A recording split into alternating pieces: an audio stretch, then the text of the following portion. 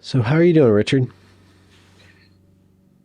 It's been a very stressful couple of days for me Oh, for a lot of different reasons. really? I'm sorry to hear that.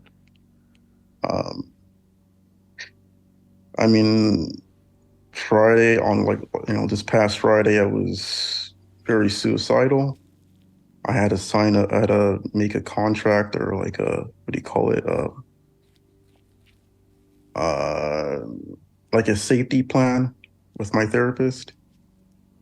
The new one, I'm seeing a new therapist, obviously, Hmm. but yeah, just it's like I've been going through like cycles of, you know, major depression or chronic depression and suicide ideation. It's been ongoing on and off, For how but long? it's been much worse since I had the vaginoplasty. When was that? I had the vaginoplasty in on March 23rd of 2021. So this is technically during the pandemic. Hmm. What led you to wanting that? What led me to wanting it? It was sort of it really was kind of it was kind of pushed on me. I was I was like it was like the what's the word? Um it was promoted to me.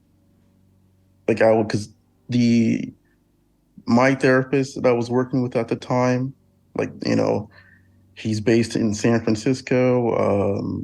He's a therapist, but he's a gender affirmation therapist. So it was pushed, you know, and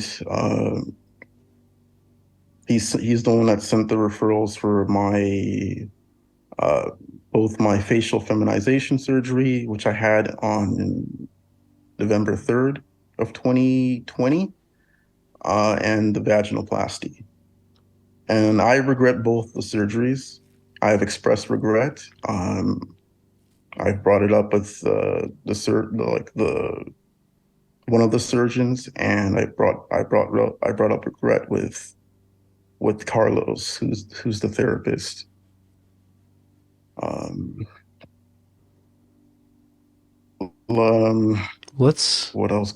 let's rewind and start earlier. What was the first time gender crossed your path? The concept, the concept of transitioning. I would say before 2014, because before 2014, I was technically cross-dressing. I was cross-dressing at home. I wasn't really living as a woman full time, all that, but I was doing so in my father's home. I was living with him at the time. Um, Long story short, I mean, Oh, no need to long story short on my channel. my What family dynamics. what prompted you to cross dress? Is that to do with? I I personally contributed to trauma, like childhood trauma. Uh, Particularly like adverse childhood experiences that I experienced during my formative years. Um, I witnessed a lot of abuse, experienced a lot of abuse at the hands of like both my parents, and my older brother who's now deceased. Um, Between the ages of 6 and 9, I was molested by my brother. And that caused a lot of uh, mental anguish, a lot of dissociation of self, and a strong dislike for my own maleness, my genitalia. I disliked it. I felt very uncomfortable with it. Um, I've had like nightmares from the the sexual encounters that I've had with my brother. of being penetrated. I've had those nightmares persist up to my early 20s. So it became a frequent phenomenon. So it really traumatized me. Um, and like nothing was done. There was no proper intervention. There was no therapy, no consistent therapy for the trauma that I experienced during it, when I was a child. I didn't, get appropriate help. Um, and during this whole time, I was a member of Kaiser Permanente. So they don't really have a good mental health infrastructure. They have a very poor mental health infrastructure. And I fell through the cracks. Hmm. I ended up in San Francisco and I was in my view, I was exploited.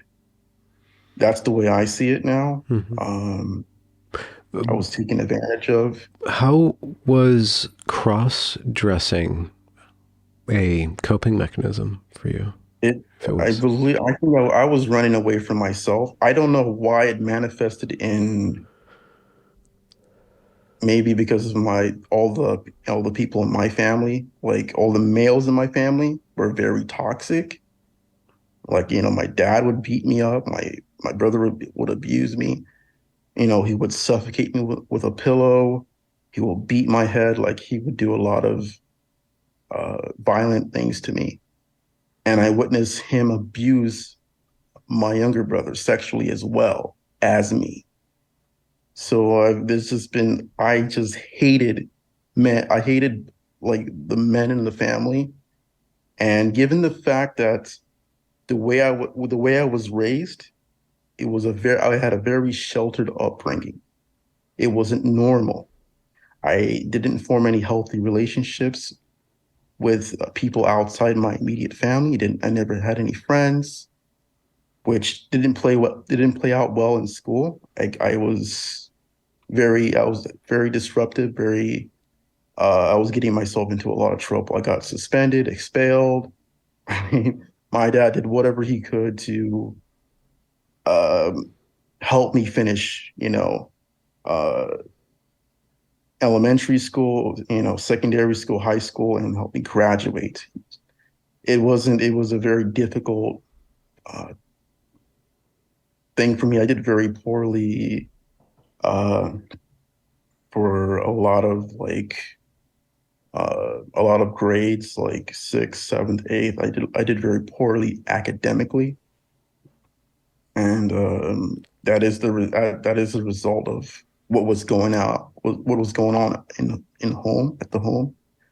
Um, I I just couldn't deal with um, I couldn't deal with the environment. I didn't function well. Um, Both my parents instilled like fear, like irrational fear, like of people based on their cultural lens, where they came from. They're both from a different country. They're both from Nigeria. They're not from they weren't raised here. So I grew up with that culture on top of the American identity. And I conflicted. It was very conflicting for me. And the fact that, like I said, like they came here, they brought my brother who was born in Nigeria, the one who abused me. Um, I didn't know anybody else. I didn't have any other contacts. And my parents they stayed to themselves for the most part and pretty much like villainized everybody else, called everybody else like witches. I'm not joking. Witches, demons, don't eat their food, none of that. And that kind of it made me very paranoid of people. I got into and that's kind of how I got into the mental health system. I was hospitalized, I think, since I was 7, with suicide ideation, and then later on, I was diagnosed very, very early on with bipolar disorder and schizophrenia, which later my mom was diagnosed with, both of those diagnoses. And it was just, it was honestly a very unstable, like, very unstable, unsettling childhood. Like, my parents moved a lot, they argued a lot, they got in trouble, like police would get involved, they would come in, they'll put my dad in jail. Like, these are my earliest memories, like, 4, 5, 6, 7, and this is before my dad took me out of the house and he placed me in a hotel by myself for 6 months.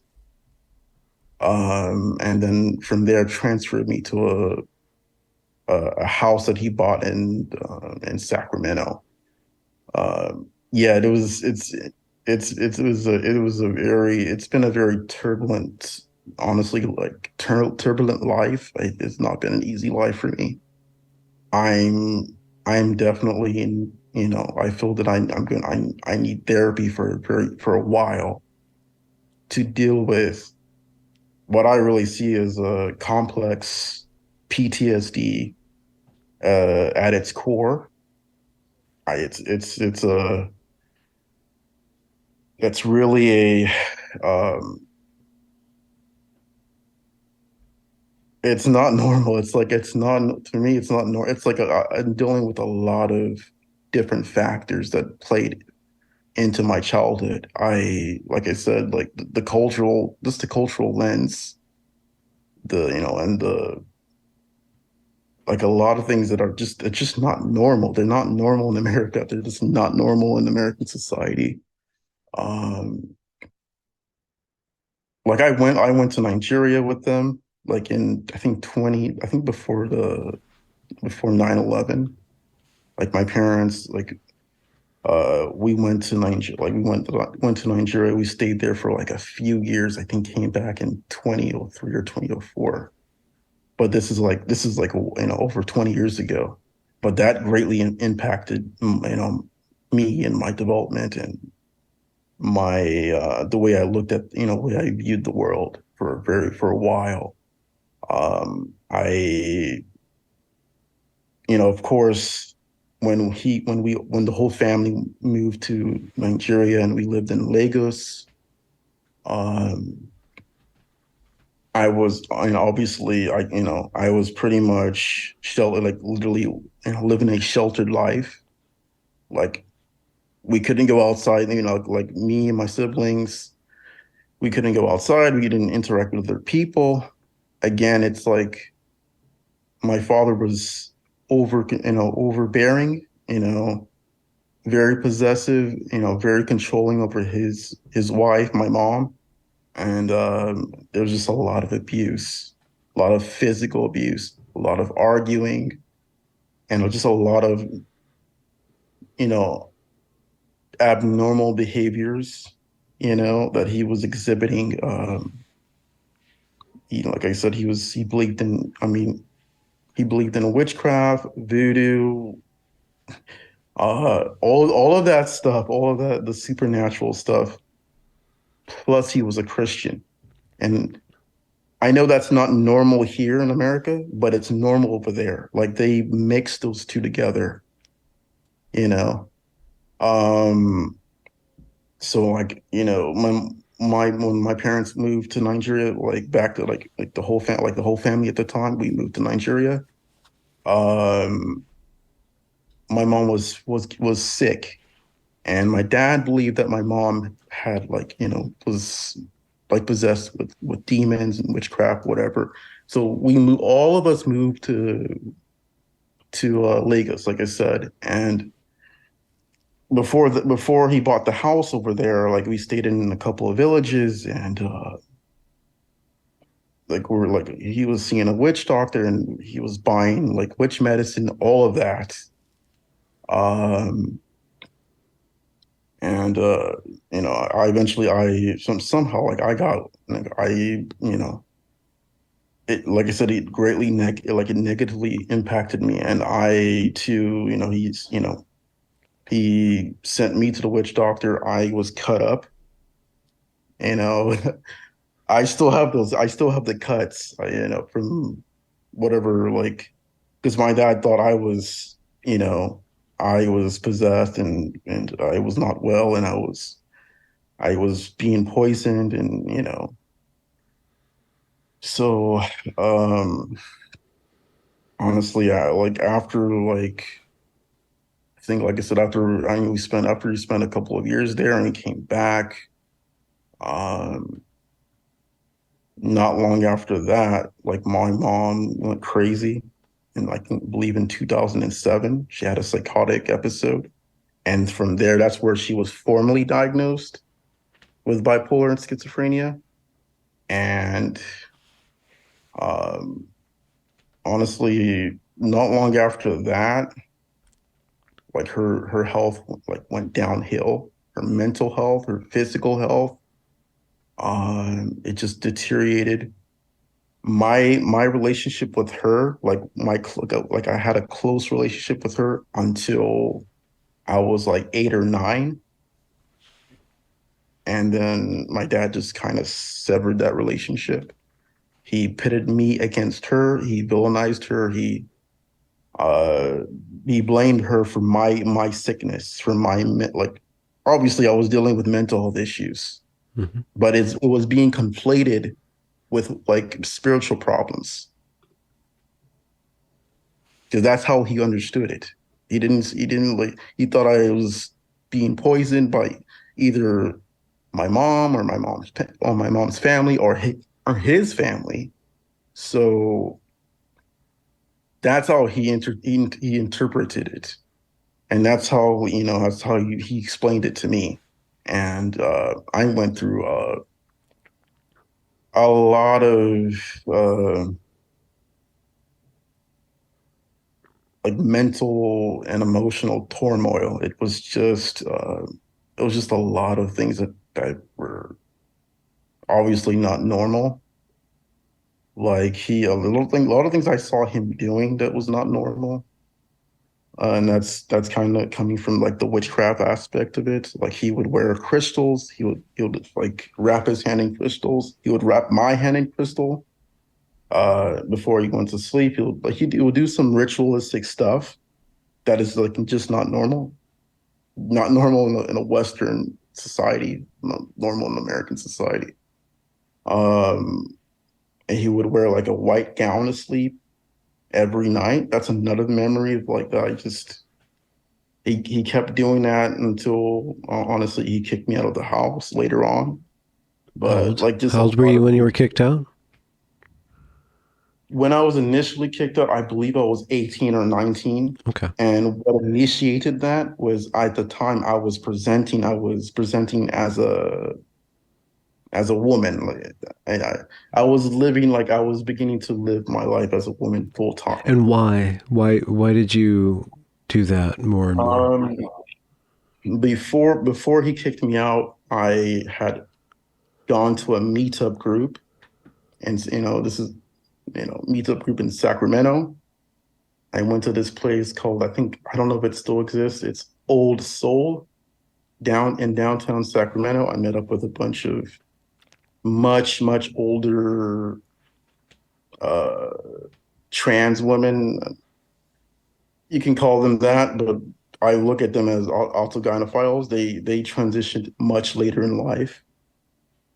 So that's kind of what got me into this whole thing. And before that, like, my brother's the one that I kind of uh, brought up meetup. And at the time, like I said, I was confused, and that confusion for me, it stemmed from that childhood, from his abuse. It just never left me. Hmm. I never um it never those feelings never went like left. It never dissipated, of feeling that I should have been, like, I didn't like myself. I didn't like anything about myself, like my physical body. And this is the same brother who I also contribute this to the stuff that he exposed me to between the ages of 6 and 9 years old. He exposed me to pornography.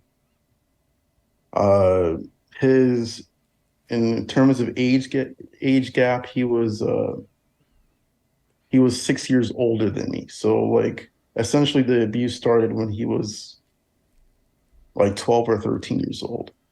And he abused me for 2 to 3 years. And then my dad, his solution was to remove me from the home. But that obviously didn't solve the problem. Hmm. He didn't get me any therapy. I didn't get any therapy that I needed to get. And now looking back at it, I needed I needed an intervention. I needed trauma therapy, and I needed it to be consistent. And if I really think back at it, I probably should have been removed from the home, honestly, placed into some sort of foster care system along with the rest of my family because I'm like presently, as it stands, my brother, like I said, he committed suicide in 2018. I have another brother that's younger than me that by 3 years, he's in jail. The other two are in like foster care housing, like because the youngest was placed into some group home and guess he got lucky in that sense. So he's on that system until I think 25, 26, whatever. But it's just the way everything just collapsed. It just went downhill. I'm myself. I don't see why there was no oversight. There was like no proper intervention to pull me out of the house or get me any proper treatment or get any of my other siblings proper treatment. Like I just, but there's like I said, there's the cultural dynamics that played the part of my in part of my transition. But then there's the like for me, it was the abuse. That was the thing that kind of created that dissociation of myself and the dislike of myself. How did becoming a woman solve that, or mimicking femininity? I basically, and I don't know if this happened subconsciously or I wasn't aware of what I was doing really, and on top of all the other issues that I was already dealing with, because by the time I was 18, 19, I've already been medicated. I'd already been in hospitalized multiple times in California, multiple hospitals, multiple mental institutions, been given multiple, psychiatric, medications on and off. I would sometimes throw it away. I would sometimes take it. And then it led to me taking injections of, to call it risperidone. It's also in an injectable form, and also it's in like dissolvable tablets. So I was honestly grossly mismanaged by the healthcare system, but then grossly, like just neglected by my parents. Um, and then there was no intervention, like there was no red flags. What did Like you, I was besides transition, what were you investing your energies, your mental energies into?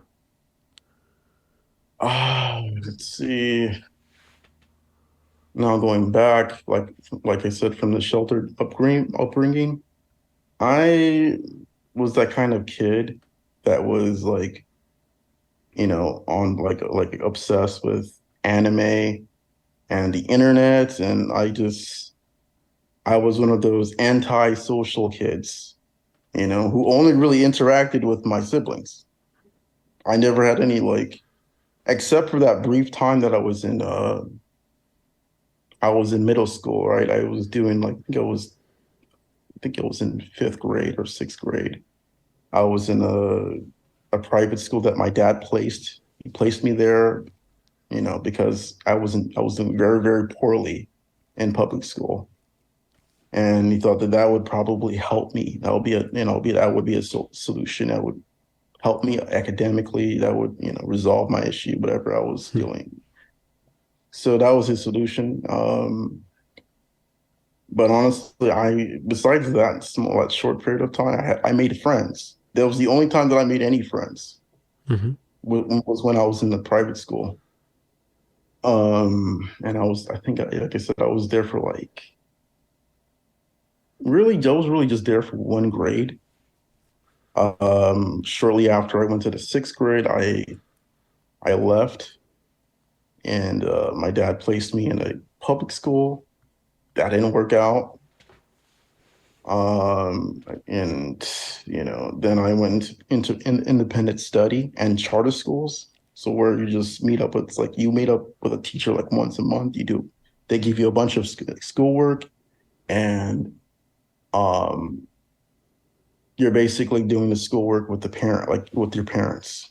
Like my dad was helping me, with schoolwork, and that was somewhat working for me. But then again, like I said, I was lacking the socialization that I needed. I needed like, and I think that has affected me very, like, negatively speaking. That time, like that window of time between, like, I would say four and, the ages of 4 and 10 years old, where you needed socialization, you needed healthy, like you needed to start forming healthy relationships, and you needed a sense of, self, and nurture. I was robbed from all of that. How does how does the awareness of the lack and the struggles, um, how does that get in the way of your sense of future? Or it just sounds like the way that you're presenting your story, which is an awful burden that you've had. But if that's all you see about your life, I can understand why you would obsess about ending the life. So what is why not? Like what are the things that you have or that you have been given that give you, the hope and the strength to center yourself in reality and in future? Honestly, at this point, um, and that's a good question that you do put. I'm glad that you posed that question, because before, coming back to this city and everything, I was involved. I think this is back in 2018. I was involved with synagogue, a Jewish community. I I regularly attended. Like, I went to Shabbat services almost every Saturday, almost every Friday night. Every because there's a Friday night services, and there's Saturday morning services. Um, and honestly, I randomly stumbled across that place. I didn't even know it was a synagogue. It doesn't look like a synagogue. It looks like a church, but and it's based here in San Francisco.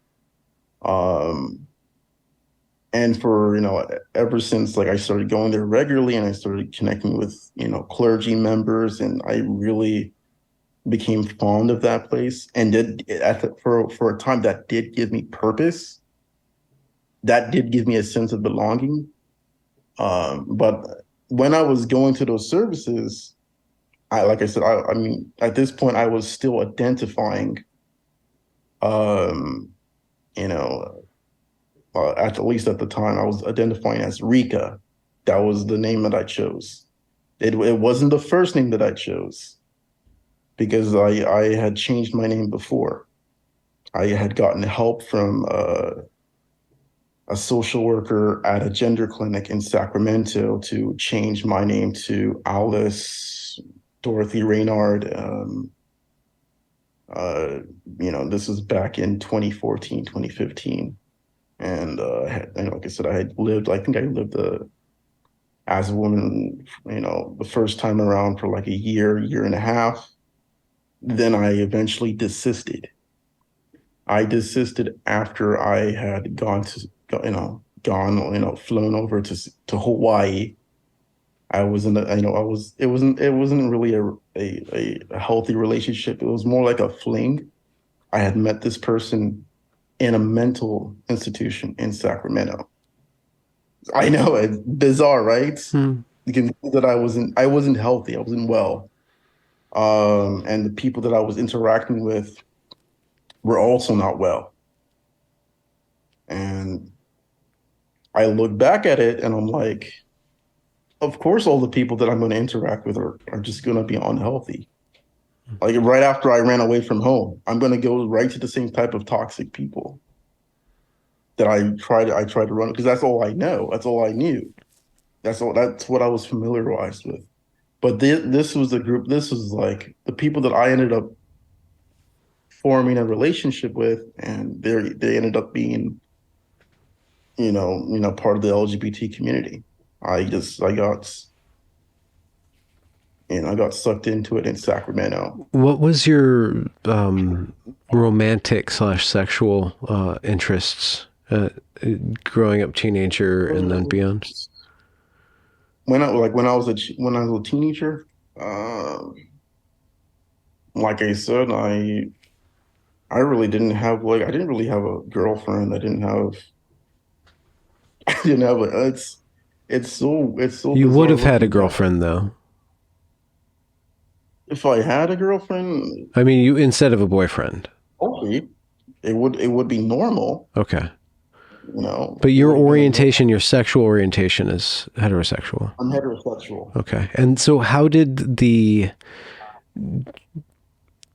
womanhood or transition Play out. fold into your sexuality? It was weird because I started adopting this, and this was early on. This is, when I this is before I desisted. Like I said, I was identifying as Alice Dorothy Reynard. I just randomly picked that name. It just came to my mind, and I don't know. I just looked after it just clicked with me. Hmm. But when I lived as Alice, I just started, calling myself a lesbian. I started identifying with that label. Uh, like I said, I didn't want anything to do with being a male, but that didn't change my sexuality. Hmm. So I mean, this is before, trans lesbian was an actual thing, like a pop culture thing.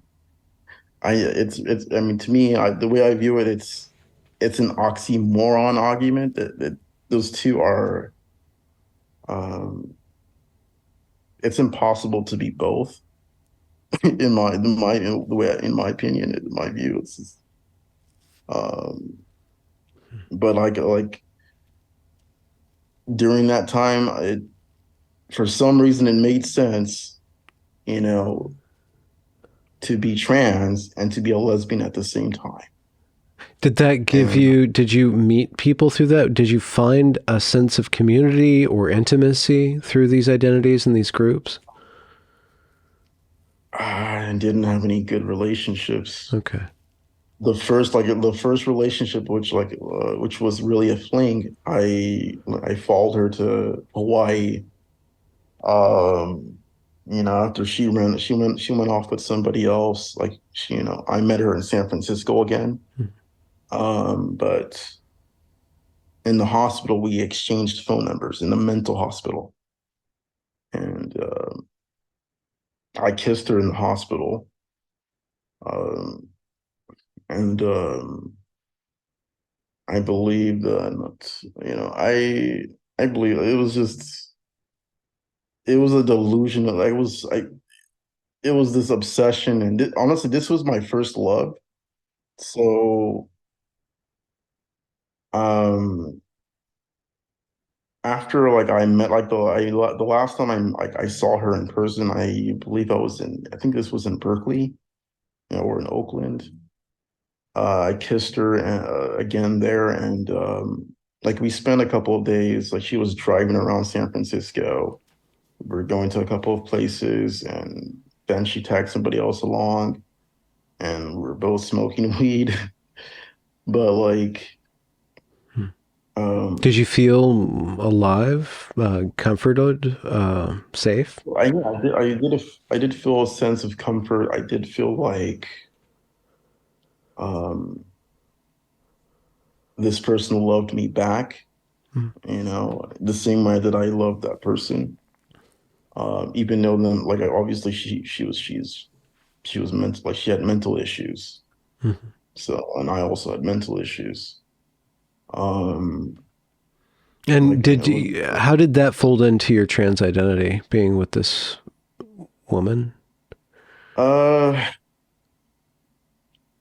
like I mean, I saw myself as a woman. And, And she saw you that way too? I think she identifies as pansexual. Okay. So, Yeah.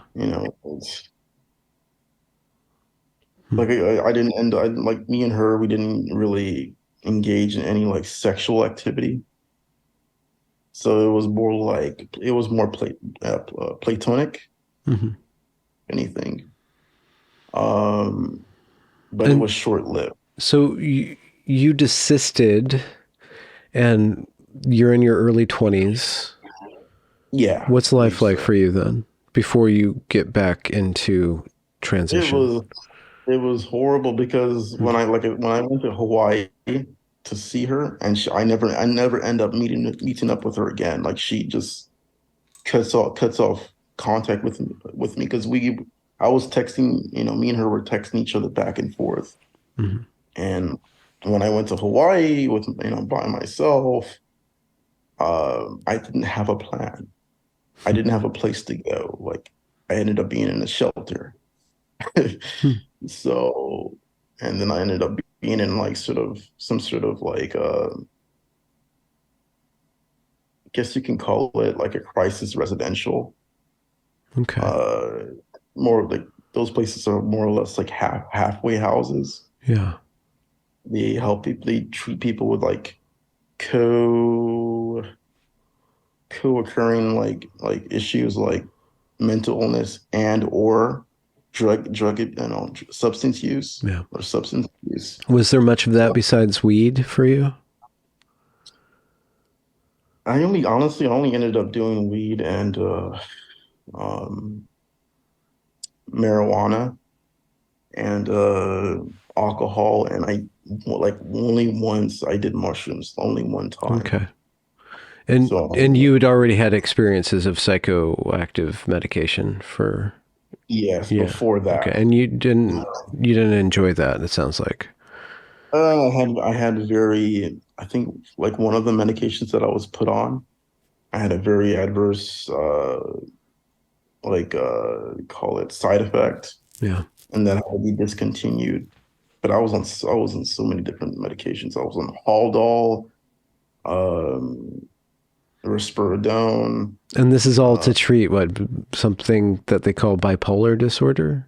yes, I believe so, and schizophrenia, or they also call it schizoaffective. How would that manifest for you, this schizoaffective? Um, Honestly, I don't even think I do have schizophrenia, Hmm. um, but I was diagnosed with it, and I think I more or less had like PTSD Yeah. because like as I said before, I was having a lot of nightmares, and not just of the sexual encounters with my brother, Yeah. but of being chased with a knife. Like my mom was chasing me. I would have those dreams, and I was like 6, 7 years old, Okay. trying to harm me. I was just very, very disoriented, Hmm. um, very unwell, and not wanting to be in. I would have like I never wanted to be in the house. So I was placed you know, emergency rooms, Hmm. mental institutions. I would say I want to harm myself. I want to hurt myself. I was feeling very like on edge. Yeah. Did you have And any contact with your mother after your father separated you? no, I No. saw her once, uh, and I believe she was in that. She was like my brother was accompanying her. Yeah. Uh, but like that was the only time I saw her. And she didn't look well. She looked very ill. Is she still alive? No. She passed away in I believe she passed away in May of 2020. Okay. She died of uterine cancer. Hmm. Um, she refused treatment. Like she was under conservatorship. Hmm. Um, and I didn't even know. These are details. I didn't know a lot of details of what was going on Hmm. while I was away from my dad. I was not living with him anymore. Yeah. Um, there's a lot of things that were going on with the family that I wasn't aware of. I wasn't told. I wasn't informed of either. And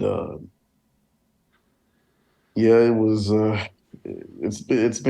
very chaotic. Yeah. And where's your father now? He's also passed away. He Oh, passed away from a heart attack. I didn't know. I didn't know that he passed away until 6 months after he passed away. He really? was already buried. He's buried in Hmm. Sacramento. You know, yeah, I didn't know anything about that. I wasn't informed by any of my family, like any of my siblings. How old are you now? My sister, I believe, had a she had access to his funds, some of his funds, some of like my dad's funds, and she used his funds to bury him, basically. Hmm. How old are you? I'm 29. Okay. And at what point did you return to transition and why did you return to transitioning? Um, so I desisted, like I said, I desisted in 2015. I stayed that way. I went back. I had most of my like documents changed, switched back to Richard, which is my birth name. Um, besides my birth certificate, it still shows Alice on the birth certificate. Okay. Um, Wow. so I had done all of that. My dad had, convinced me to desist, to stop taking the HRT and which I did get from. I initially got the estrogen from the gender clinic that I didn't mention in a previous interview. Um, But like they have how did that feel or affect you? This hormone. um, the hormones. It made me very moody, very emotional. The fact that I was on spironolactone as well, it decreased my sex drive. Hmm. Um, but like it just honestly, it just ended up exasperating my other mental health issues. Yeah. It Any didn't. other positive effect? Did you feel like you were, I don't know, feminizing? Euphoric? Yeah, well, yeah, I guess euphoric. Yes, but that was short-lived. Okay. Yeah. It's only in the short term it helped, Okay. but you really look at it at the result of all the medical interventions, all the body modifications, the surgeries, and it's harmed me in the long run Okay. because now I have lifelong consequences. I during my transition and before I had this, before I had the vaginoplasty, even though I expressed multiple times to my therapist, to the healthcare providers who were in charge of my taking care of me, or working with me, I expressed, like, I told them I wanted to be a father. I wanted to father kids multiple times. Hmm. Um, which, to be honest, it didn't it didn't give them any, it seems like it didn't give them any red flags. And the fact that I desisted before I retransitioned, with Kaiser Permanente, um Hmm. like, they didn't, like, none of these things were, like, they didn't consider any of the issues that I was dealing. They kind of pushed them aside and just went full force with the gender affirmation model. Mhm. Just to push you a little bit, I could hear somebody saying, "Well, that was still your choice at the end of the day. It was still you, even if your providers I are really offering you don't think things." But you don't think that. I really I shouldn't have been allowed to consent. I was not. I was mentally compromised. Okay. I was dealing with a lot of issues, a lot of mental issues, diagnoses as well. I was diagnosed, so none of those diagnoses, there was no treatment plan for them. They didn't work with me. I wasn't working with a psychiatrist regularly, or a therapist, or receiving adequate therapy to treat these other issues, to get them under control. It's like you know, there's been a long, like, time frame of me being suicidal, being hospitalized, you know, being diagnosed with, like I said, bipolar, PTSD, and schizophrenia. And there was no, like, work to ensure, to confirm, or to even treat these diagnoses, to even ensure that I actually had schizophrenia. They just slapped it there, over medicated me. Somehow, for some reason, you know, diagnosed me with, gender identity disorder, and later gender dysphoria. Um,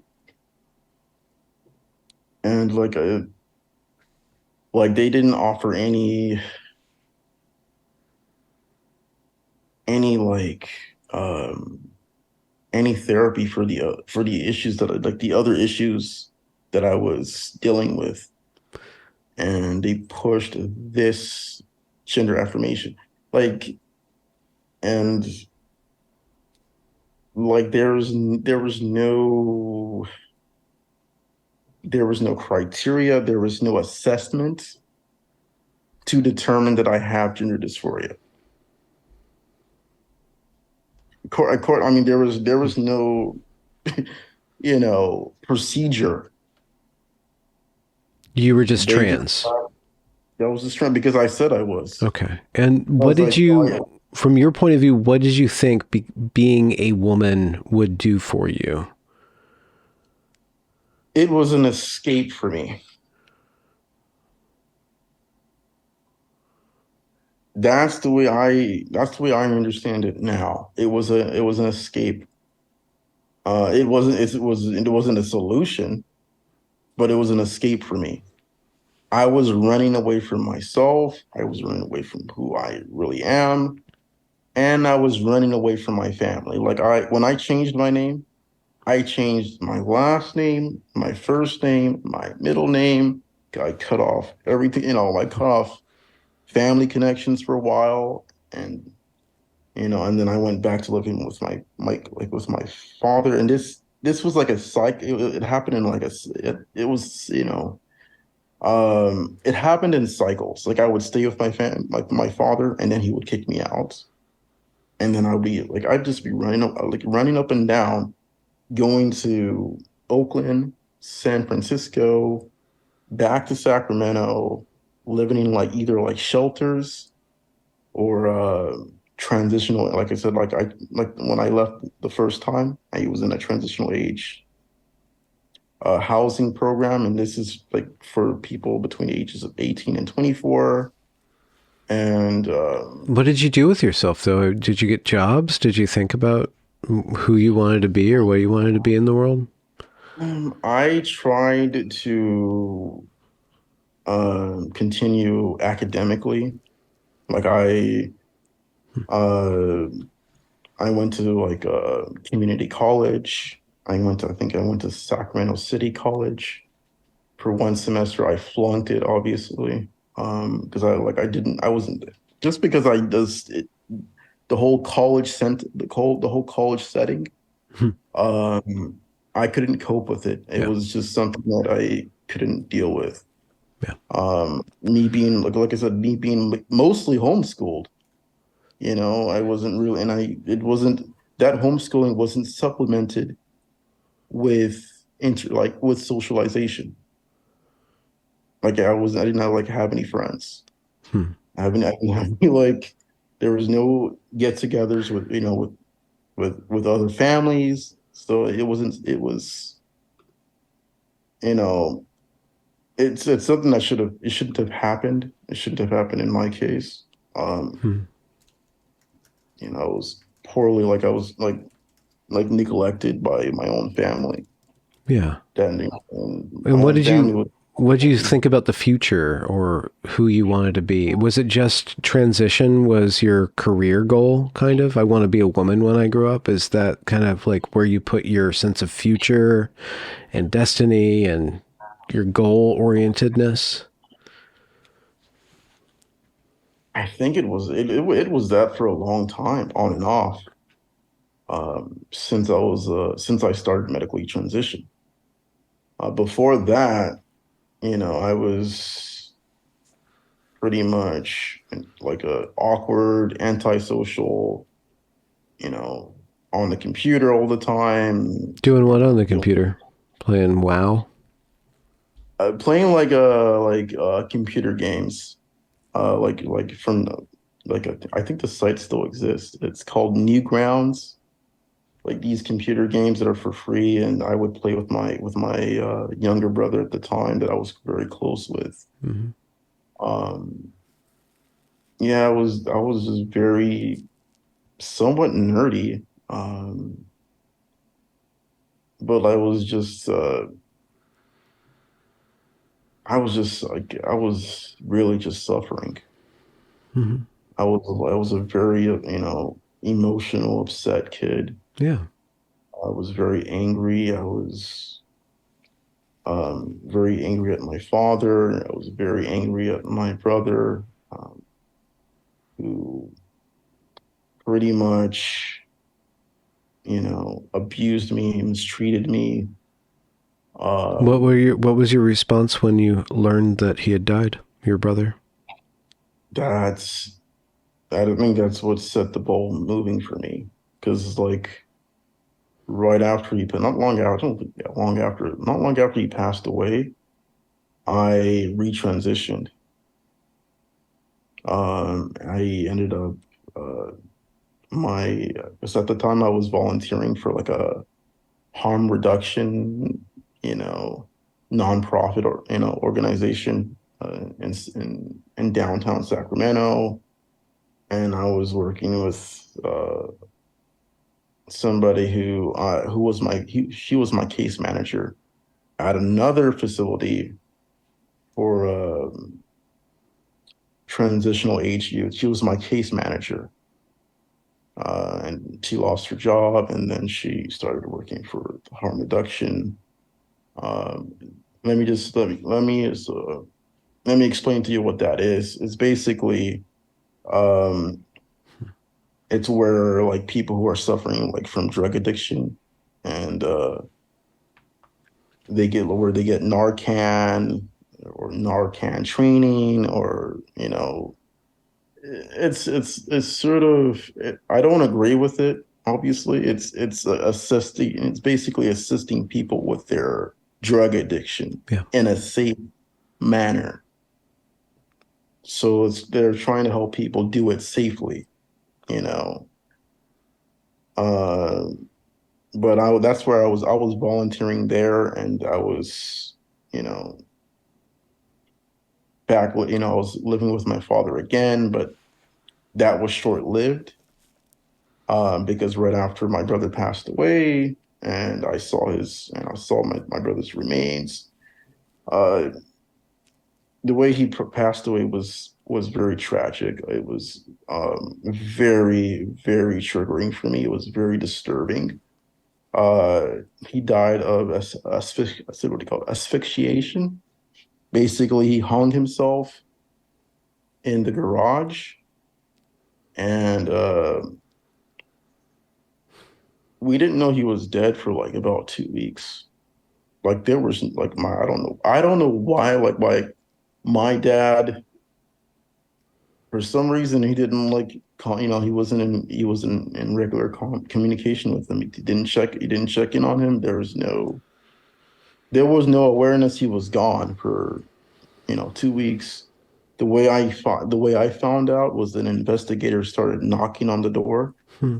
I opened the door, Mhm. and they told me the bad news. Yeah. And then eventually, like, obviously the rest of the family, knew about it afterwards. And I was very numb with the news. I was like, it's like it took a while for my emotions to kind of Oh, yeah. express itself, Yeah. Absolutely. because it was a shock for me. I was like, everything seemed to be going well for him. He was uh he was in college.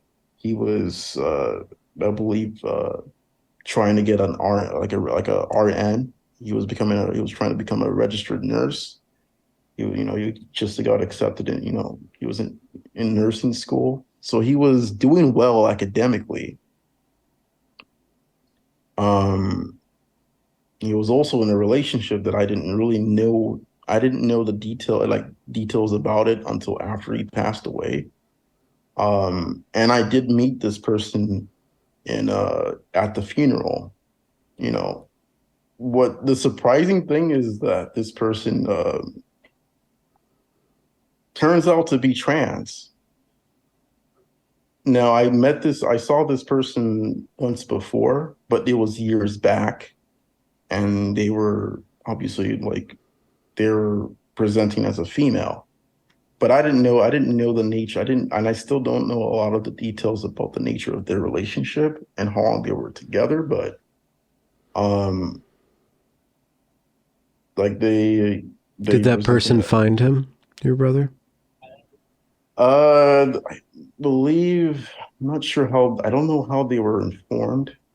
I believe probably the investigators or the police informed them. Hmm. Um, but it was devastating for them. But upon finding out who they were, uh, it was another shocker for me, because when I was when he was alive and I was presenting as, as a female, and he would be very like hostile towards me. I never thought he was.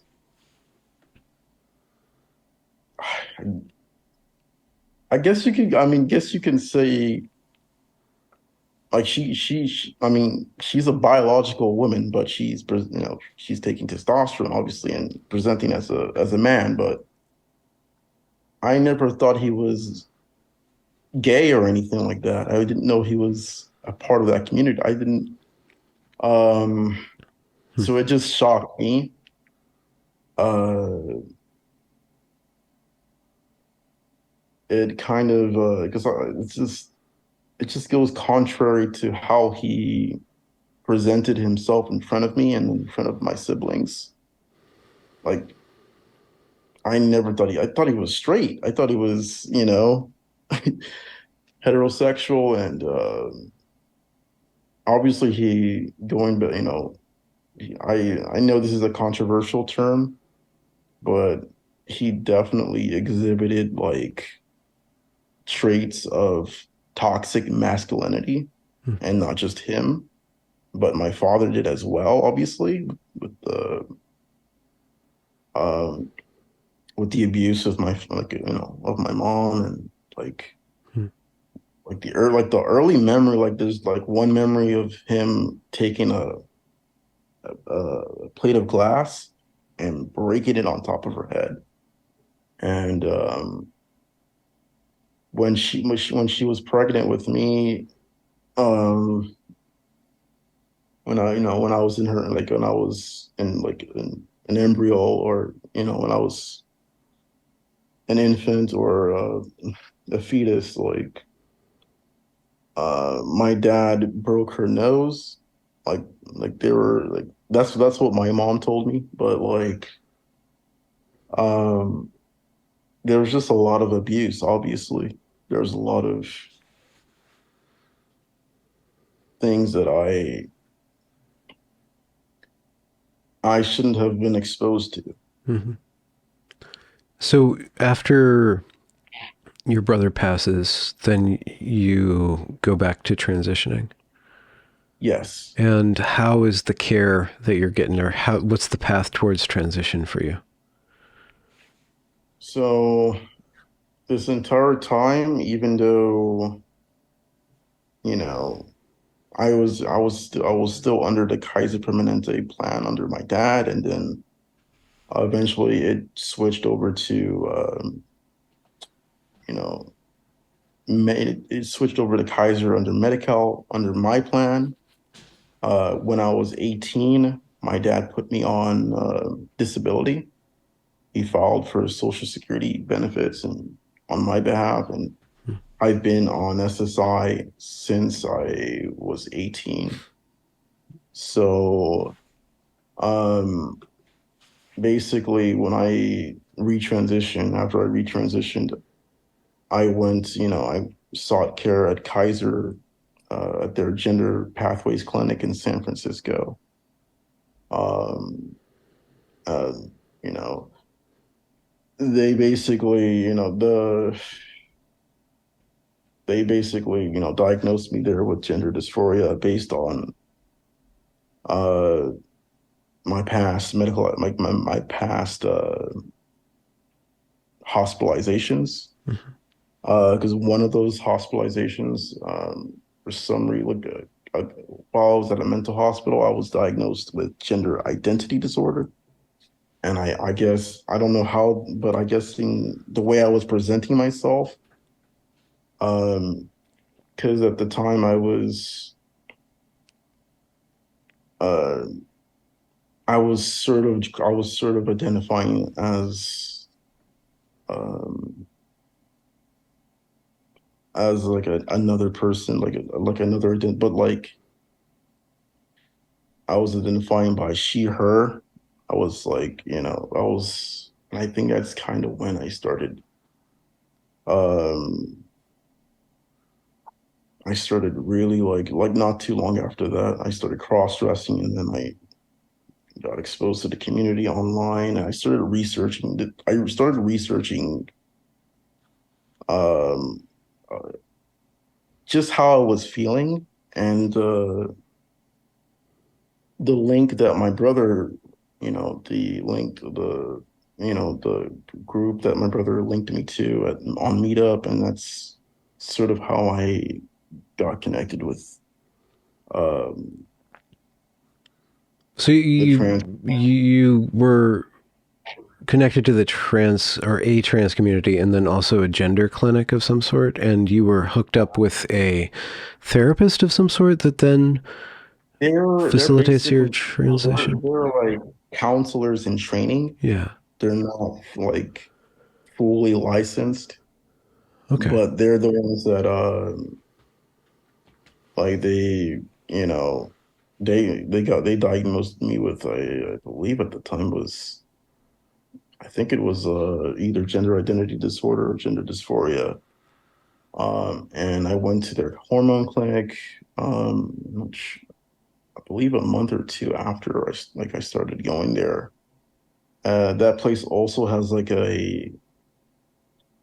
they have a drop-in center where like a whole bunch of people, like homeless people, and other people who are also trans or also homeless, and Hmm.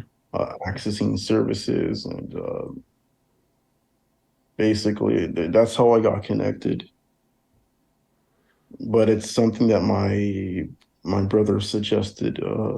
He suggested a meetup group, and before that, like I already had the idea of I didn't know what to call it. I don't think there was a word for it back then. I'm not sure. But I already had the idea that I should have been the opposite sex.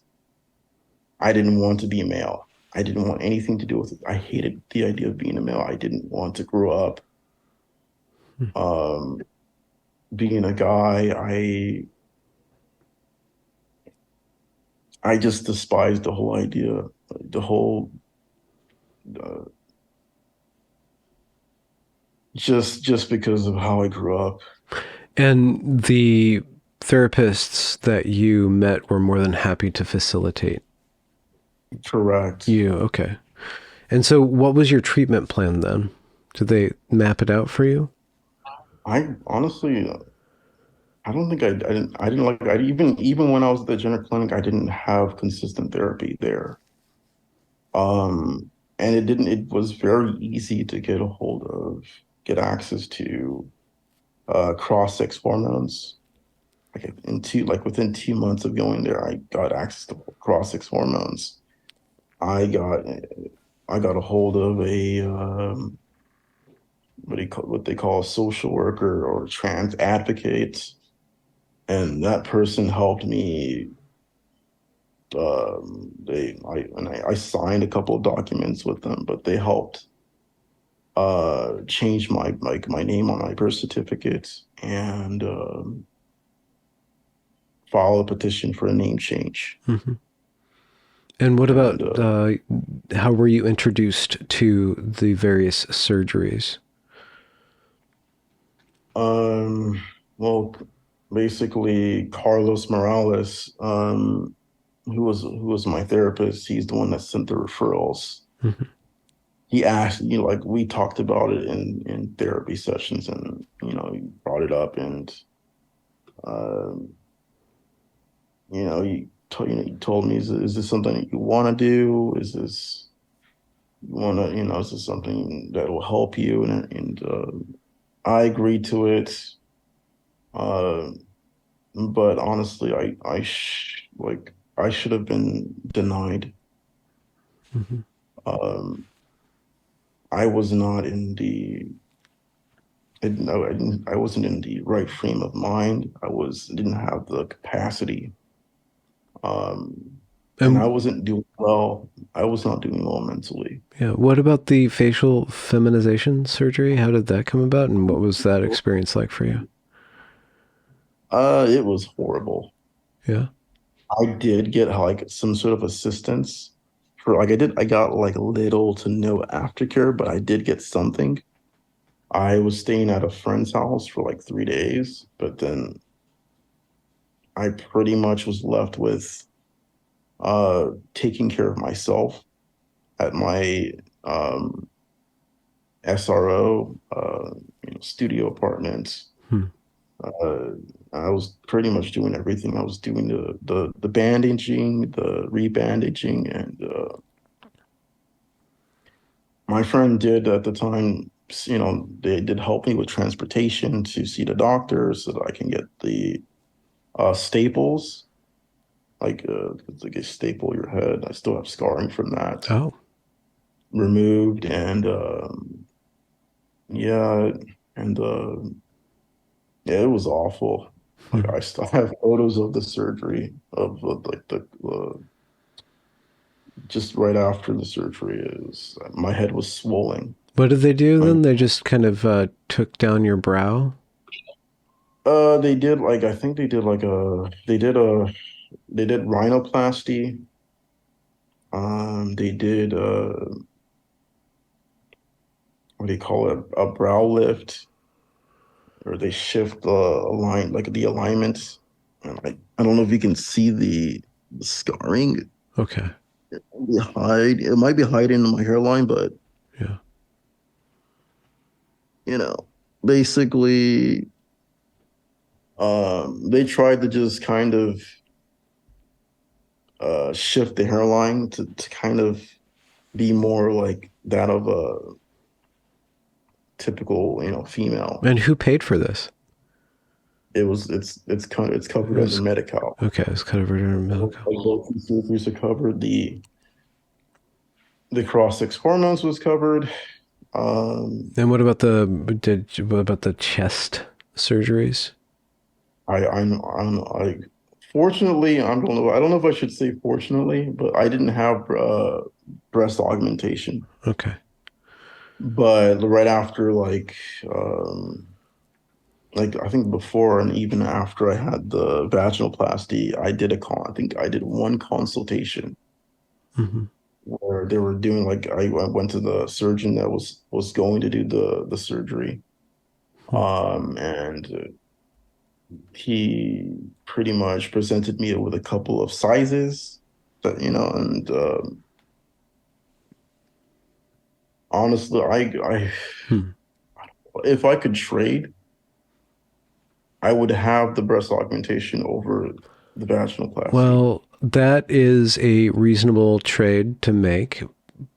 But speaking of that, what was the lead up or what kind of consultations did you have and what did you expect from this vaginoplasty? And had you already had an orchiectomy beforehand or was it all one? Yeah. I had, like I said, I had the facial feminization surgery in November, and then I think 5 to 6 months later, I had the vaginoplasty. And what would you For the benefit vaginoplasty, from? I didn't even have a consultation, like a in-person consultation for the vaginoplasty. It was just for the facial feminization surgery. What I had a phone call from the surgeon who did the vaginoplasty, and his name's already out there. did you His name is Ali Salim. did this surgeon present you with various different vulvas to choose from, or was it were you given informed consent about the necessary lifelong? No, nothing in depth, nothing that I should have known. Um, I didn't know of all the possible complications that could arise from such a surgery. And I didn't know the complexity of that surgery. I didn't know the risks. Um, and I'm currently experiencing the complication, and I'm still bleeding from Hmm. the surgical site, neovagina, whatever you want to call it. I'm still bleeding from and every day. I wear a diaper to kind of trap bleeding. And a few months after the surgery, and after I stopped dilating uh, in 2021, um, I started getting UTIs, urinary tract infections, and I was being hospitalized, and I was getting antibiotics. Um, I didn't know UTIs was a possibility. I didn't know that was a common outcome, or so I wasn't really informed the way I should have been informed. And What did you expect from this new body part? Was it I just a part I of being a woman to you? yeah, I thought this would alleviate all my mental health issues. And the gender therapist that I was working with kind of, they pretty much um what's the word? They pretty much Papered over? they enforced that. They reassured me that this would alleviate my issues, that this was what I was actually suffering from. Okay. Um, there was no, there was no such, they didn't like explore other like possible. causes of why I was feeling this way. Hmm. Like we didn't really dig. They knew of the sexual trauma. They knew of my other issues. They knew because I told them a lot of this stuff. Hmm. I told them about my parents, so they knew they had an idea of my family dynamics. Um, and they pretty much, you know, they failed me. There was no like they didn't really we didn't do any like exploratory surgery, not necessarily no, exploratory therapy. There was no trauma therapy. There was no There was just this diagnosis of they gender. didn't take a holistic approach to this, Yeah. which is probably what they should have done. Um, And and there was no like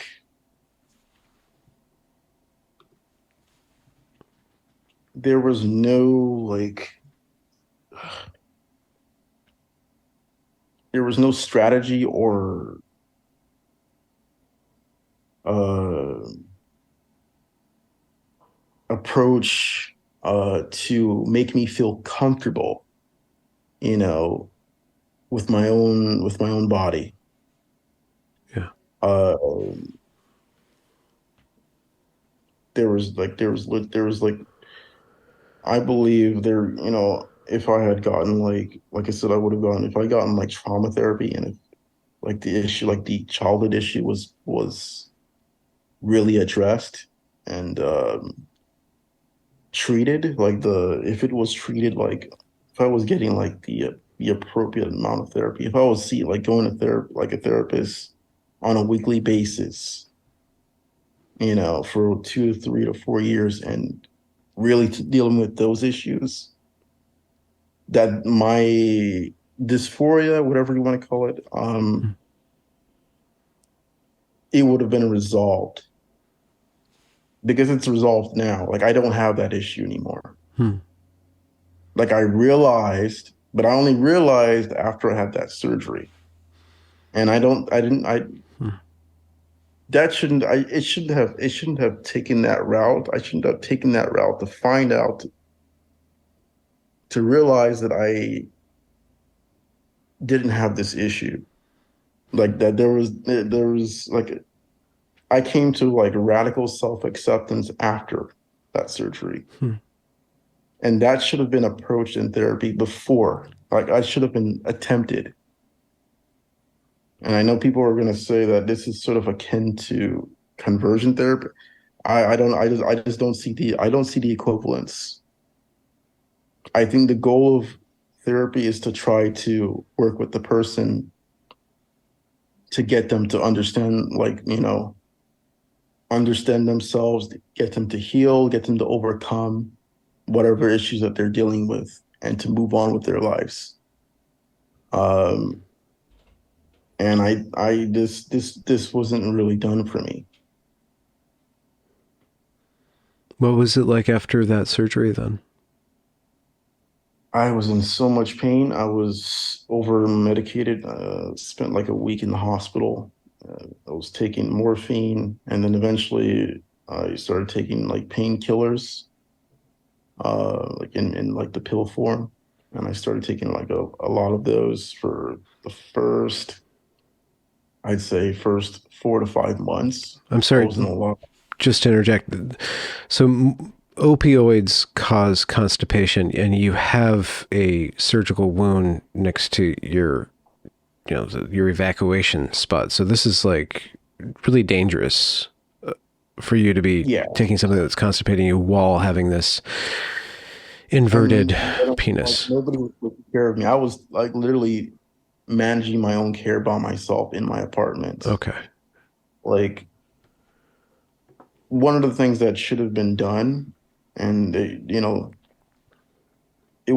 definitely would have it should have disqualified me for the surgery, is that, they should have made sure that I had support for my aftercare, that I had a place to recover, people to take care of me while I was recovering, and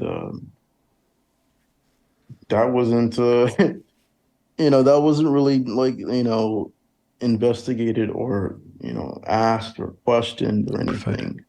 And how Uh, did that, what you call radical acceptance, occur after this surgery?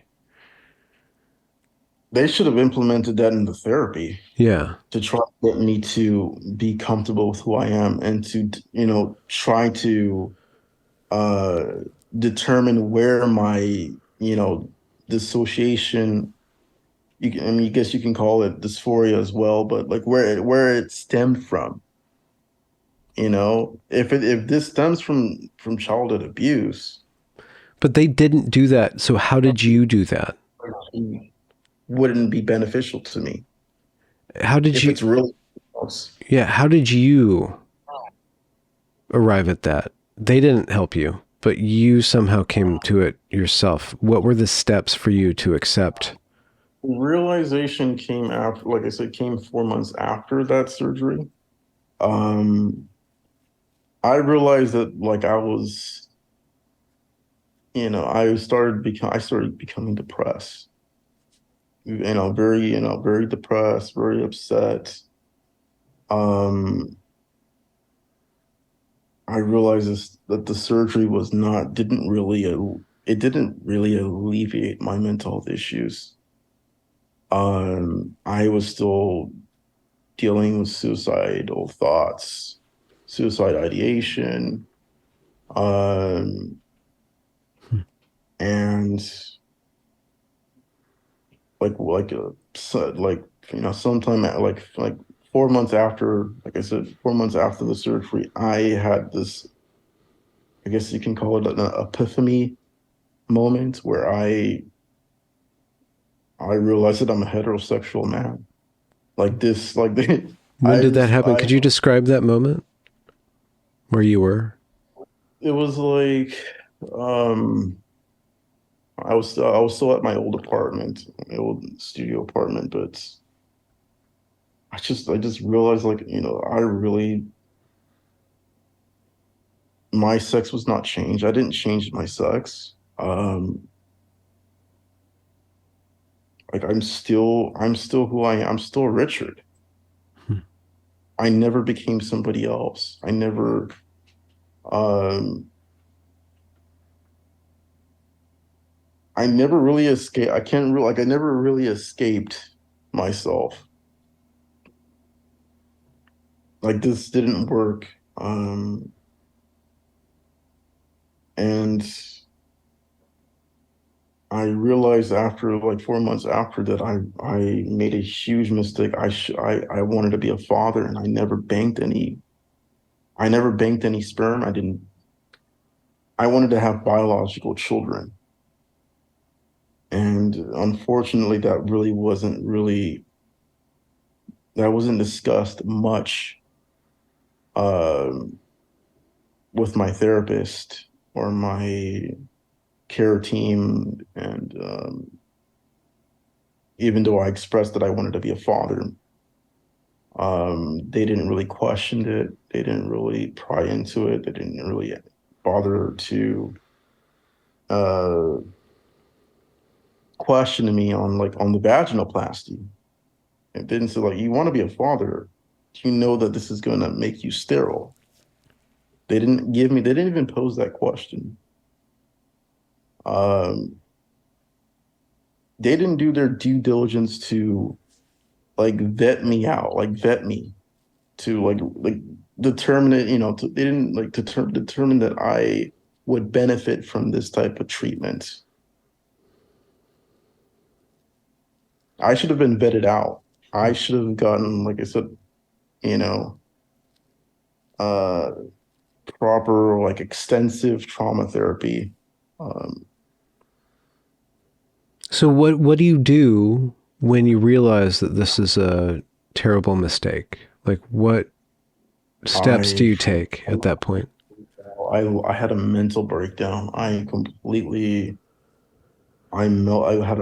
a meltdown, really. I discarded the dilators that I was, using, because I finally got to the orange dilator. I started with the purple one. They gave the doctor gave me the four dilators, and I worked my way, through all of them. Uh, and they gave me a mirror so that I can help me dilate, And I was given a lubricant uh, to help me dilate as well. And like I said, I went through all of it. After the realization, I tossed everything out. I just threw it in trash. I went manic. I went crazy. Uh, I started drinking and I started smoking and smoking marijuana. And it's mostly in the form of edibles, but yeah, I started, you know, getting into drugs. And what did the drugs do for you? Basically, it medicated my depression. Okay. I Even though like I kind of realized that this was a mistake, I didn't really want to think about it. I didn't really want to accept it. Um, and you know, earlier that year, a documentary was released, and I think I stumbled across it in July of 2021. I didn't know it was released, but like I think it was released in May of 2021. Correct me if I'm wrong. It was a program. It was 60 minutes. It was a 60 minutes program Yeah. on detran on trans healthcare and detransitioners. I watched the entirety of it. Before that, I didn't know what detransition was. Didn't know it existed. I didn't know it was a thing. Um, yeah, I didn't know that was an actual thing. Didn't know that was an actual phenomenon. Like none of my healthcare professionals told me anything about that. They didn't bring that any of that up. Um, and Hmm. I've had this feeling for a few months that the surgery it was the wrong decision. It shouldn't I it was a mistake. I shouldn't have gone through with it. But after that program, after I watched it online, everything started to make sense because I started seeing like uh, a common thread amongst all the people that were interviewed who detransitioned or who were in the process of detransitioning. They all had like um, comorbidities. They all had mental health issues. They were all struggling with self-image issues. They didn't like their bodies. And honestly, maybe that's something that I actually had. And not I didn't have gender dysphoria. Maybe it was body dysmorphia because I didn't like my genitalia.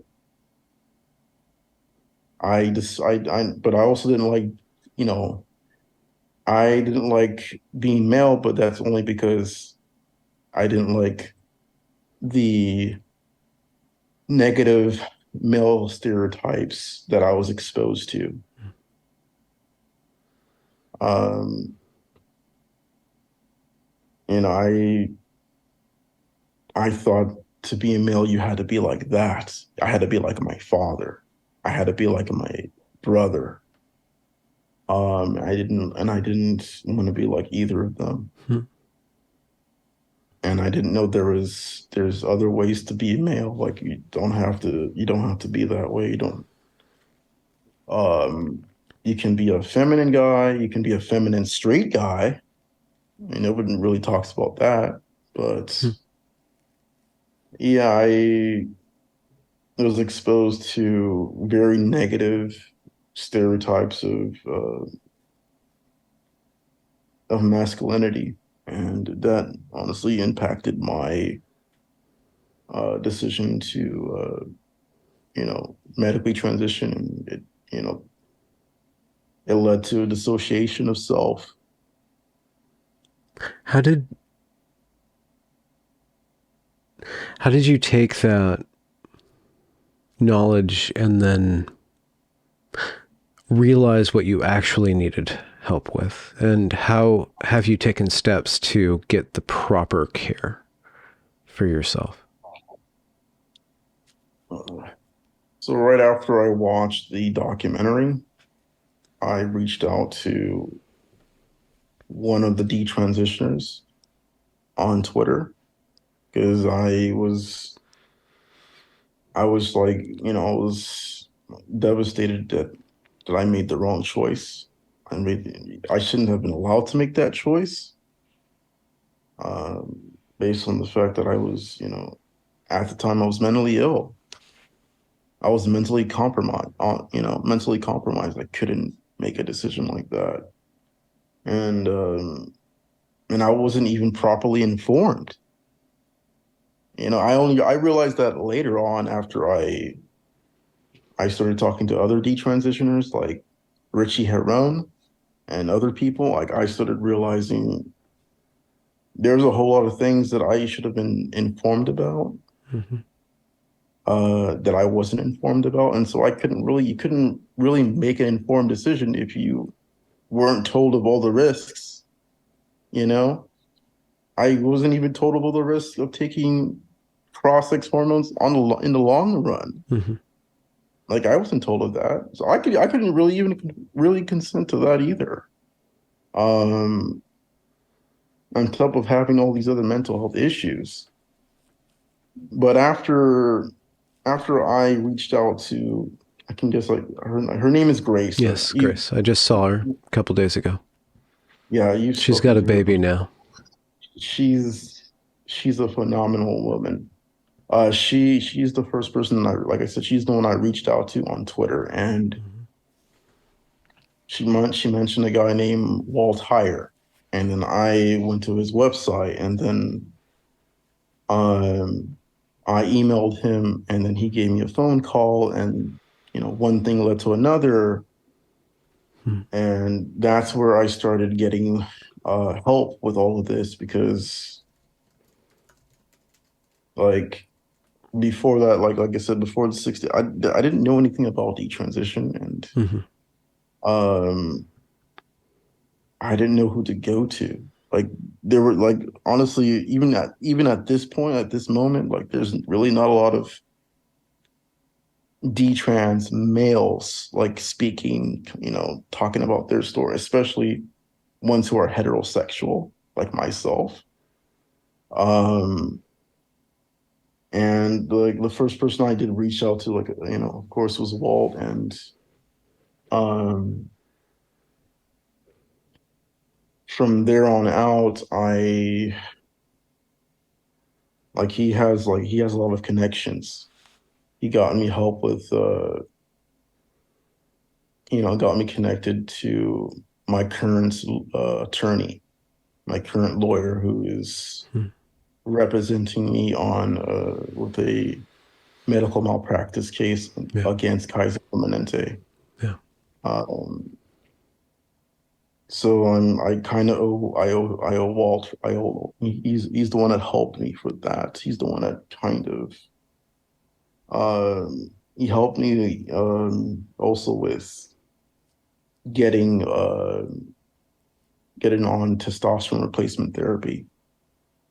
So basically getting me help with just artificial testosterone because I couldn't. I tried finding a. Um, I tried looking for a. Uh, this word is endocrinologist. Yeah. And the reason why I started looking for endocrinologists is because, um, you know, Your it body was doesn't produce that stuff, so you need a it little bit produced of, it yeah, more. yeah. How was it But to go back on to testosterone from the other stuff? it wasn't easy to get approved for. Oh, Initially, when like I expressed my regrets, and I was kind of I was given this like negative like feedback, and like it was sort of like dismissed by my therapist, Carlos, and by one of the surgeons. hmm. I reached out to the endocrinologist that was prescribing me estrogen, and then she gave me a prescription of uh, this is testosterone in the gel form, meaning you just apply it on your skin. Yeah. It's a clear liquid. So I got like, I got, so that's where I got it through Kaiser, but Kaiser eventually, they kicked me out of their plan. And I believe they kicked me out of their plan uh, after my lawyers, sent, Mm, mm, uh, they this is before he officially filed the complaint, but he was communicating with Kaiser hmm. and letting them know that he was going to file. Yeah. And then you're cut off. So then you're Yeah, left to fend for yourself. I'm left to uh find and pretty much like, and then I was because I had like at the time I had basically it was straight Medi-Cal, but it was assigned to San Francisco County. Hmm. Uh, but since Kaiser kicked me out of their plan, I didn't have I no longer had a doctor, no longer had a primary care physician or a general practitioner. So I, pretty much was abandoned by the people who were taking care of me, quote unquote. Um, and after I received that letter, I was pretty much scrambling for help with, you know, getting access to testosterone, and Hmm. it's just not. I tried going to Planned Parenthood, Hmm. but then I kind of brought it up. I brought it up with them that I identified as trans, and I no longer identify as trans, Yeah. and they refused to help me. They were very reluctant to help me, uh, you know, or even prescribe me like the testosterone. I Hmm. found it very difficult to just get that help or any help with detransitioning. Like Hmm. there was just no. What, were They they really confused by that, or they were hostile to that, or what? they seem to like the way I'm realizing the way this works is that this thing only transition. No, they only help with transition. They don't help with detransition. It only goes one way. Yeah. So there's only supportive services for transition, Yeah. not the other way around. Hmm. I guess in their view, they see me as um like a I know Kaiser probably sees me as, like I'm a patient dealing with issues that they don't even know how to they don't know how to treat, they don't know how And to yet address. they caused these. Okay. Correct. Yeah. There is no they don't have a system or The infrastructure, the protocol. they don't have the infrastructure to help people who regret or who want to go back, who want to detransition, especially for people who've gone as far as I did, who Hmm. were surgically altered. Hmm. Like they no longer, I don't longer have any gonads. like they didn't like they don't know what to do with me. Hmm. How do you take care of that then? Not just the hormone replacement therapy, but you have a surgically altered body that you do have to maintain. Is there any path forward for you to get that not reversed totally, but made so it's not continually bleeding? At the moment, I'm trying to see if I can see uh what's the word for this? This is the A reconstructive surgeon or something? yeah, but like this person, they're like a special doctor Hmm. that they're like uh they they work to reconstruct, you know, not at this not for cases like mine's typically, Yeah. but Yeah. where there's like, some sort of erectile dysfunction or some sort of abnormality with the Okay. genitals. Yeah. I'm trying to find the word for this. Like a reconstructive surgeon, but specifically for genitals. Yeah, Is there a possibility that this neovagina slash open wound can be just closed? Can it just be closed and I'm not even sure. okay, I was told by like one detransitioner that it can't like it could be closed. yeah, Um, and just be a eunuch, I guess, is the option.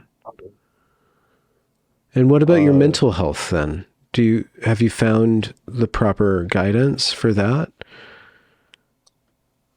I'm currently seeing a therapist twice a week Yeah. on Wednesdays and Fridays, and I had to relay all this information to her within like the first three sessions. It was a lot to Hmm. share. Hmm. Uh, but I'm currently working with her.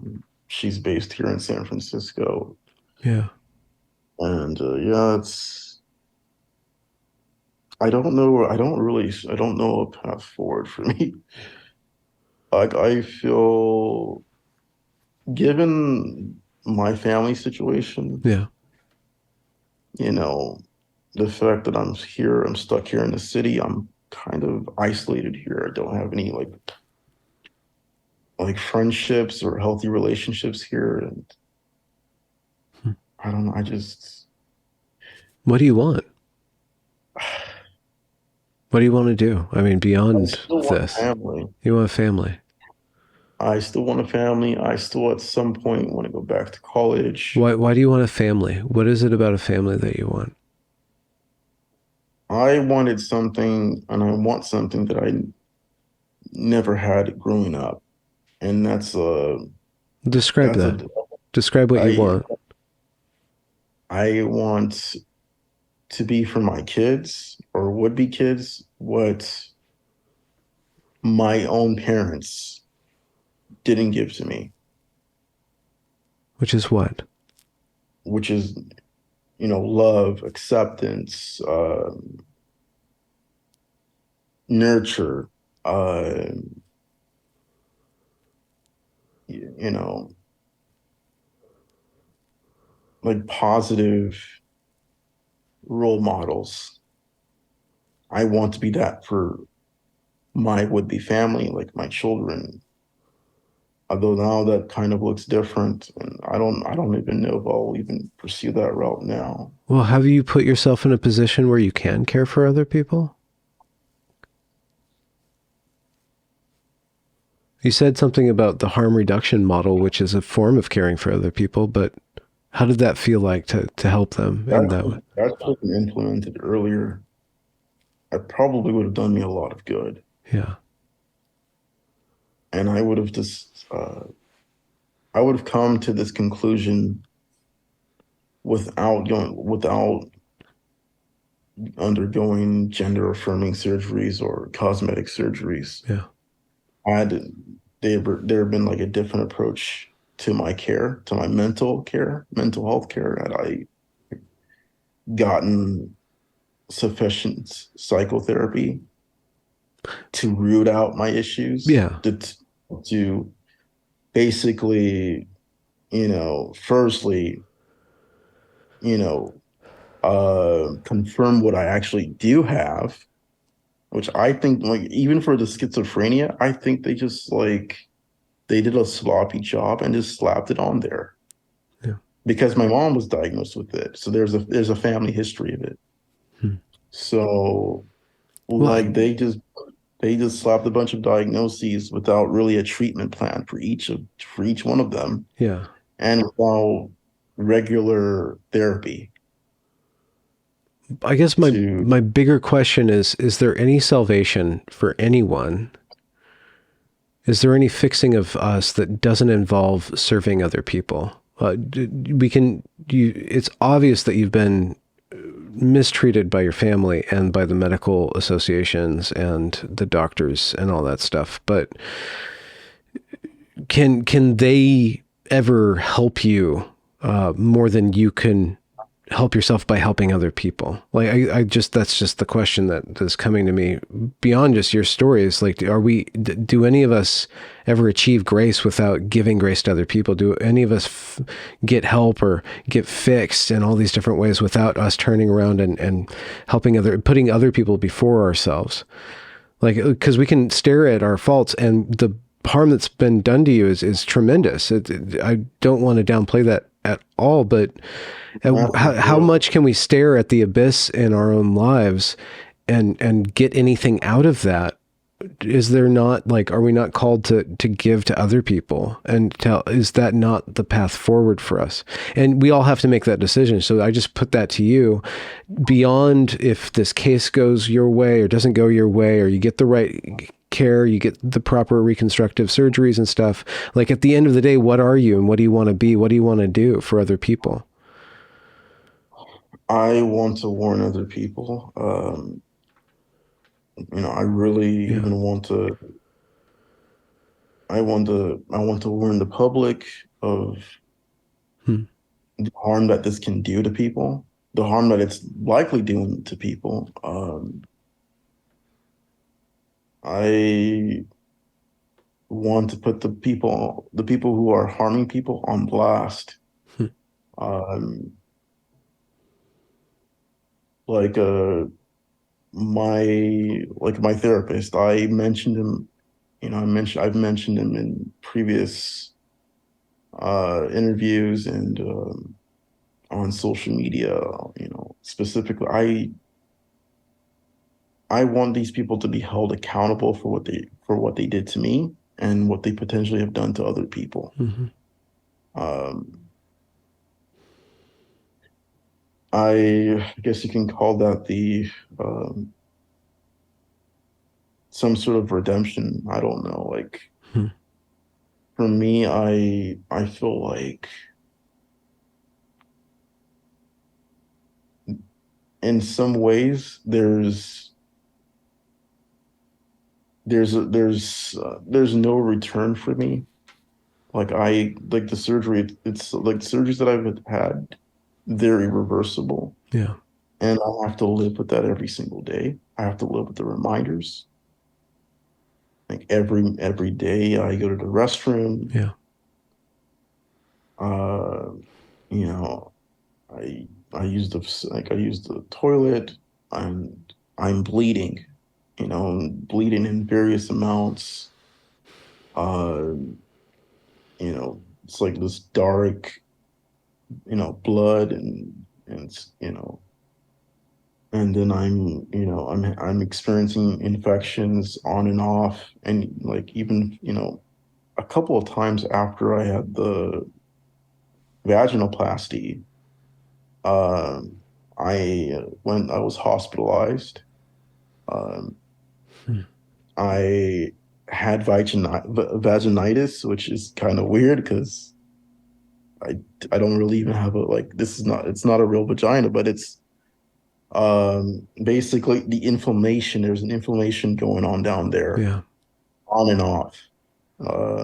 So it's extreme discomfort, and sometimes it randomly happens, and it's happened a couple of times. Uh, and then I'm getting repeated infections on and off. And it's very difficult to clean the area, um, especially since I stopped dilating. My depth has shrunk. Um, it's harder. It's really difficult to maintain that, to clean that area and keep it clean. Um, Hmm.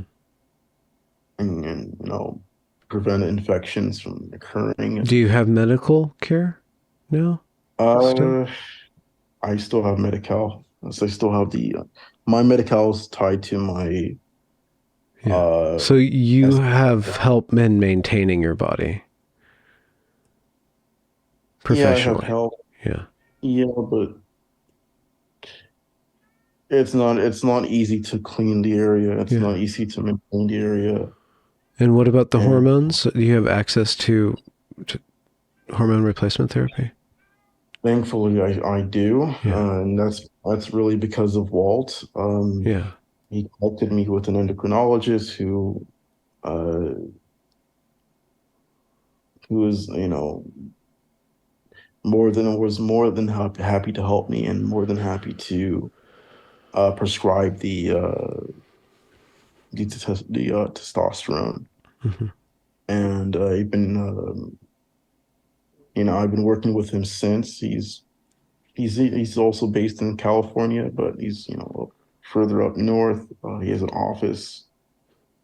Um, but it's because of him that I'm even taking the testosterone because nobody wanted to prescribe it to me Yeah. for some reason. Yeah. Because it's really difficult to get this is typically considered a controlled substance.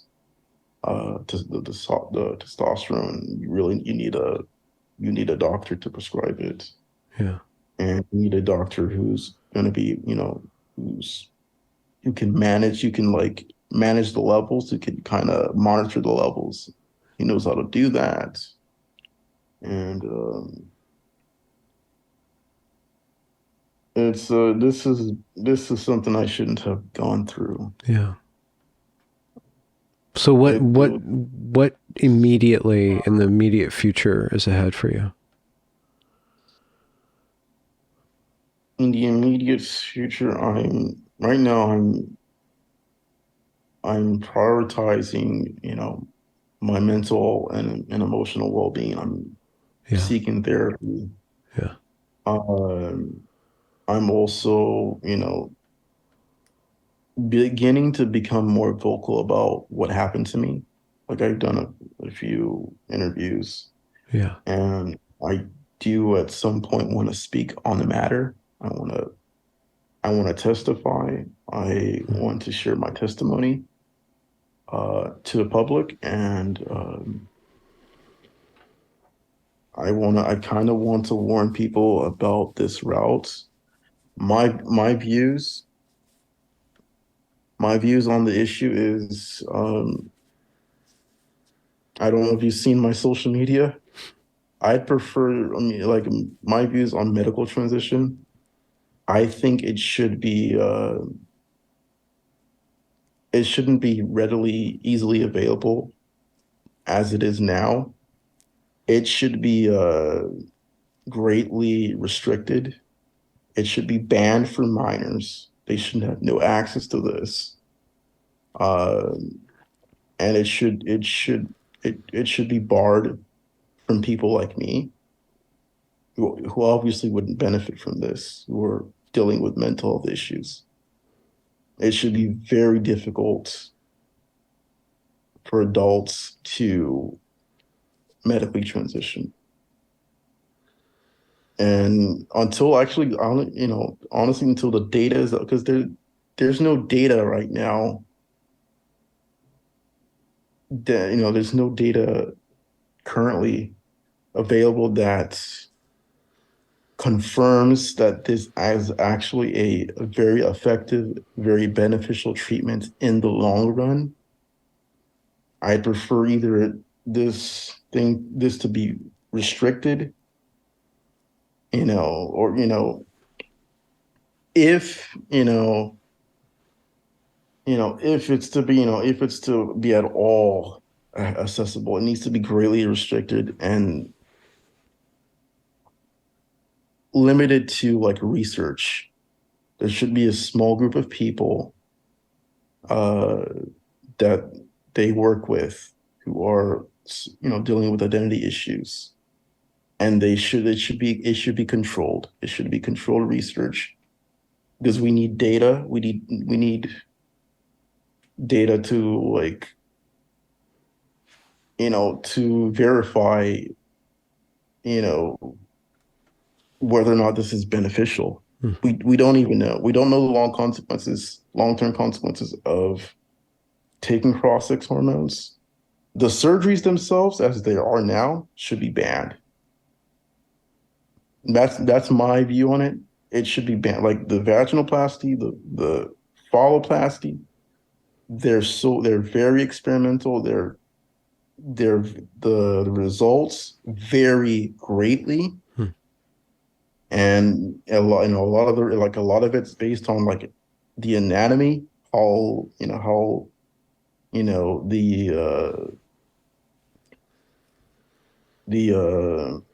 like your endowment, like how long it is, like it's and like there's a lot of different like the results vary too much. They're Hmm.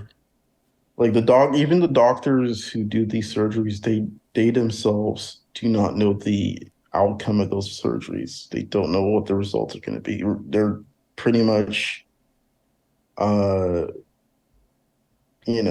working with what you already have down there. Like they don't know they don't know what they don't like. There's so many different complications. Hmm. Uh, I think one of them is one of the consequences. I believe it's what do they call it, the stenosis, or I think the term is evading me. But there's so many different complications that can arise from such a complicated procedure. Hmm. That's such a site of activity in the body, structurally speaking. Yeah. Yeah. It's, So, how can people? I'll link your socials in the description below. But how can people follow your case? Will you be uh, publishing on that on Twitter/X, yeah. or will you? Is that pretty much under wraps right now? In my case, there's like the links that I've showed you. I think one of them is it's like an organization that was recently kind of made for people who are Hmm. uh involved in a lawsuit. In a case like this, Hmm. um, I'm actively on Twitter, so I'm actively posting, or retweeting, Hmm. my experiences. Yeah. You know, I had a previous account where I kind of, I pretty much, I went all out. I expressed you know, my whole disdain for this treatment model is it's not a good model for care.